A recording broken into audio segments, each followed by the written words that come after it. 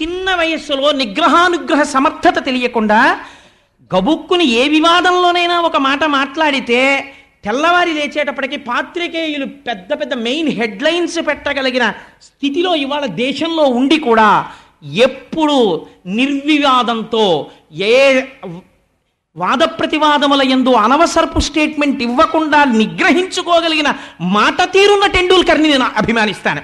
ఈ అభిమానం మీరు పెంచుకోవలసిన అభిమానం. టీవీ స్క్రీన్ ముందు చూడవలసింది ఈశ్వర విభూతి అంతవరకే. కాదండి నేను అలా ఆరాధిస్తానంటే మీకు ఏ రకంగా మీ జీవితాన్ని ఉద్ధరిస్తుంది మీరు నాకు చెప్పండి. అది అలా కాదండి నేను ఇలాగే ఆరాధన చేస్తాను అని మీరు అనుకుంటే అది తర్కమునందు మౌఢ్యమును వ్యక్తం చేస్తుంది. వ్యాసుడు అంటున్నాడు, నేనంటలేదు మహాప్రభో. అంటే టెండూల్కర్ గురించి రాశాడా అని అడగండి, అది నా సొంత ఉదాహరణ అంతే. అంటే ఏదో ఒక చోట ఒక విషయాన్ని స్పష్టంగా చెప్పడానికి ఆవిష్కరించడానికి నేను ఈ మాట చెప్పాను.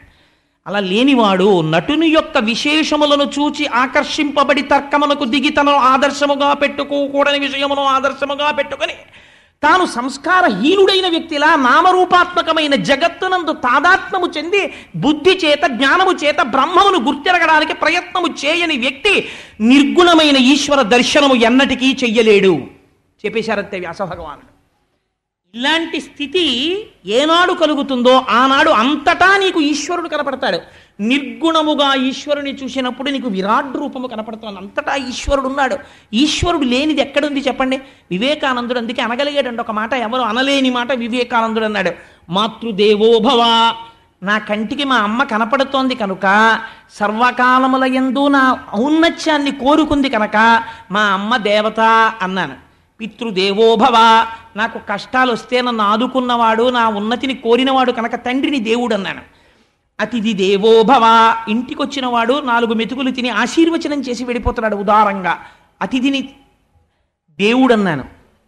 వివేకానందుడు అన్నాడు ఒక్కడుగు ముందుకేసి, నేనంటాను దీన దీన జనోభవ దీన దేవోభవ, దీనులైనటువంటి వారి యందు నాకు దేవుడు కనపడుతున్నాడు అన్నాడు. ఈ మాట అనడానికి విరాట్ రూప దర్శనం అవ్వాలి.